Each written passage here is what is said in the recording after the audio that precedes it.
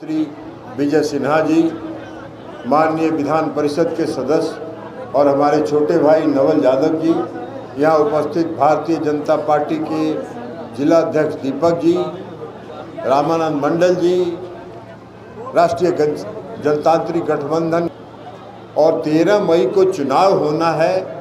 इस देश के में तीसरी बार इस देश के आदरणीय प्रधानमंत्री नरेंद्र मोदी जी को गद्दी पर बैठाने के लिए नरेंद्र मोदी जी ने अपने शासनकाल में एक नारा दिया था, सबका साथ, सबका विकास और सबका विश्वास।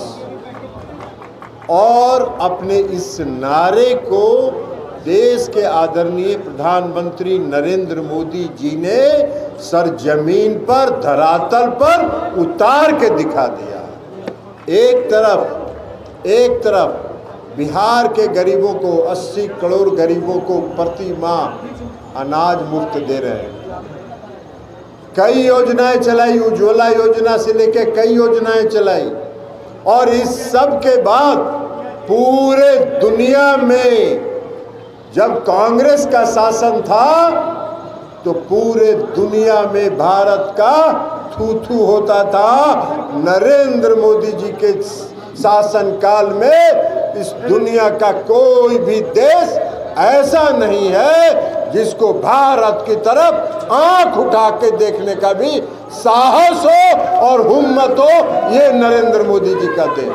नरेंद्र मोदी जी ने पूरे दुनिया में आज भारत की सीमा पर कोई आंख उठा के देखने का भी पड़ोसी देश कोई साहस नहीं करता है। यह नरेंद्र मोदी जी का देन है। और इसलिए नरेंद्र मोदी जी को तीसरी बार देश का प्रधानमंत्री बनाना है, क्योंकि उन्हीं के हाथ में देश का भविष्य सुरक्षित है। बिहार के मुख्यमंत्री नीतीश कुमार जी हैं। मुख्यमंत्री नीतीश कुमार जी ने क्या नारा था उनका? न्याय के साथ विकास। न्याय के साथ विकास का मतलब था समाज के हर तबके के साथ न्याय।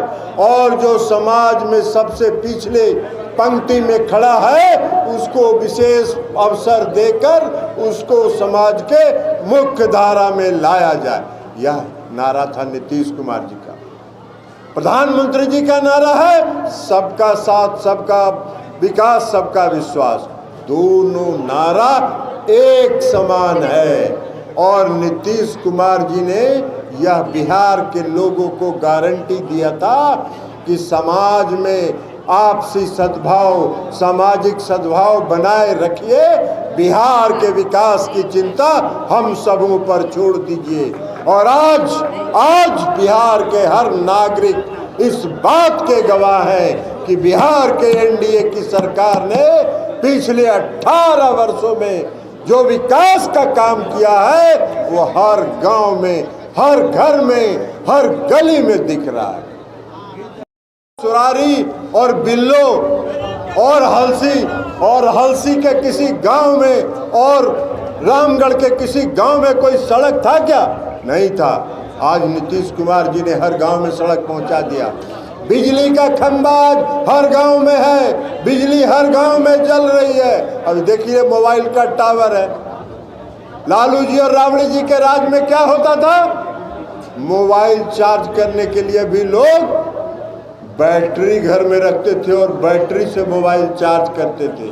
आज नीतीश कुमार जी के और एनडीए के शासनकाल में हर घर में एसी है, फ्रिज है, कूलर है, पंखा चल रहा है और लोग शौक सुख चैन का जीवन व्यतीत कर रहे हैं। लालू जी के राज में 8 बजे शाम के बाद, 5 बजे शाम के बाद कोई घर से निकलने का साहस करता था? नहीं करता था। इसलिए कि लोगों को यह अंदेशा, भय रहता था कि हमारा परिवार का कोई आदमी अगर बाहर गया कौन अनहोनी होगा, इसका कोई ठिकाना नहीं है। तो लालू जी का जो राज था आतंक का राज था, जंगल का राज था, जिससे बिहार के मुख्यमंत्री और एनडीए की सरकार ने मुक्ति दिलाई है बिहार के लोगों को। आज बिहार के लोग अमन चैन के साथ बिना भय के कहीं से कहीं आ रहे हैं, जा रहे हैं, ये सरकार का देन है। तो इसलिए लालू जी के राज में एगो और हुआ था, लालू जी के राज में एगो पटना में एगो हुआ था, पटना में हुआ था रैली। उस रैली का नाम क्या था मालूम है? लाठी में तेल पिलावन रैली। लाठी में तेल पिलावन रैली काहे के लिए कर रहे थे? क्या जरूरत थी? बिहार में लाठी में तेल पिलाने की जरूरत क्यों थी? इसलिए कि जो पिछड़े अति पिछड़े वर्ग के लोग हैं उनको लाठी से डरा के और उनको उन पर शासन किया जाए। नीतीश कुमार जी ने मुक्त कर दिया। नीतीश कुमार जी ने पिछड़े वर्ग के और अति पिछड़े वर्ग के लोगों को मुक्त कर दिया उस भय से। आज इतनी बड़ी संख्या में हमारी माताएं और बहनें खड़ी हैं। महिलाओं के सशक्तिकरण के लिए जो नीतीश कुमार जी ने काम किया दुनिया में एक उदाहरण है। एनडीए की सरकार ने जो काम किया दुनिया में उदाहरण है। पंचायती राज में 50% का आरक्षण, नगर निकाय में 50% का आरक्षण, बिहार पुलिस सेवा में 33% का आरक्षण, बिहार के सभी सेवाओं में 35% का आरक्षण।